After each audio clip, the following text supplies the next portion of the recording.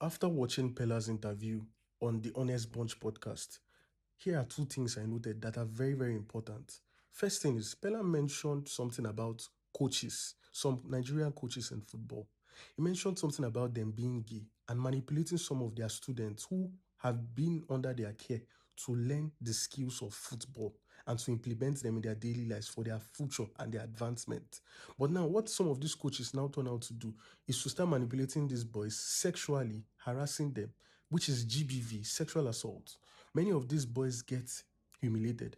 And one thing people fail to understand is Peller talked about these things in the interview. He talked about one of his experiences with a coach. Now, one thing people fail to understand is that children are open books. A child does not even know anything about sex. All of a sudden, at age 9 or age 7 or age 10, a random man is manipulating that child. At age 7, age 9, or age 10, a random person is manipulating that child. A child who is a minor, a man is manipulating the person. The man is bringing out his penis, he's bringing out Vaseline, he's bringing out so many things, and he's beginning to manipulate that child.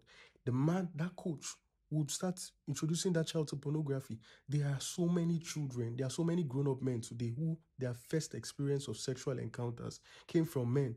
There are many boy child today who their first sexual experiences came from women who were older than them. These are manipulations, these are rape. You see, the boy child needs to be taken care of. The boy child needs proper scrutiny. The boy child also demands NGOs. The way we have NGOs taking care of the girl child, everywhere girl child, we need NGOs now taking care of the boy child. We need NGOs that's taking care of the whole children, not just trying to diminish a boy and a girl. We need NGOs that cater for everybody. We need people of like mind that decide to start championing events, outreaches for these children so that they also get to be tamed and get to know that these things are happening and equip them with the skills of being assertive so that they can be able to say no because they now understand.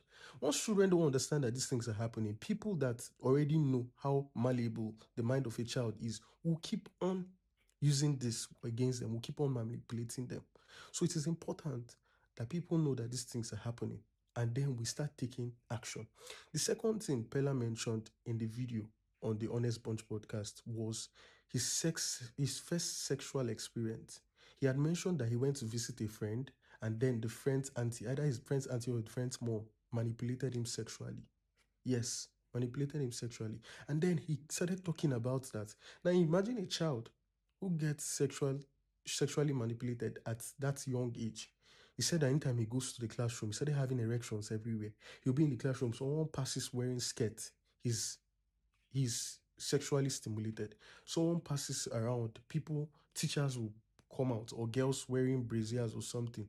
Once he sees that thing, he's already getting, agitated. Because these things now, he doesn't have the proper training because he's a minor. So when he's seeing these changes happening all over, he doesn't understand. He cannot comprehend them. It becomes so much on him. And now, because of the kind of situation or the kind of parenthood we have then, children could not even confide in their parents because a lot of parents did not create that safe space to be confided in. A lot of parents have never asked their children, how was school today? And by the way, if you want to ask your child or your ward, how was school today? Ask them questions like, who did you fight with? If you say, how was school today? They just say, fine, and it ends. But ask, who looked for your trouble today? The moment you say, who looked for your trouble today, you begin to see them say things and say things and say things. Or ask them, who fought you today or who did you fight today? You begin to start hearing different dimensions of things that happened that they will not originally tell you if you had asked them, how was school today? So we need to understand that these things are happening. Parents, know that these things are happening.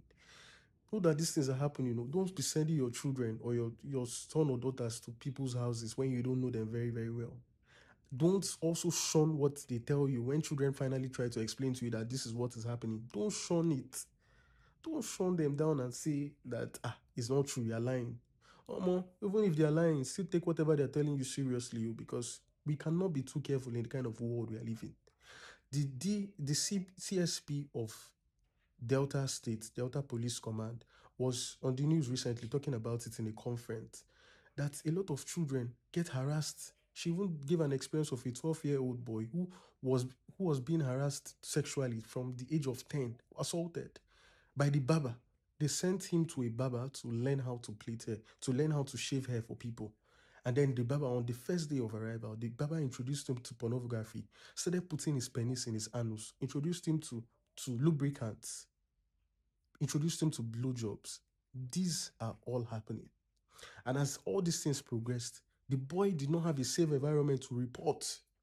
And because this is the first sexual experience of this child, he begins to enjoy it. And then eventually we have someone that grows up to become a menace to other children in the society.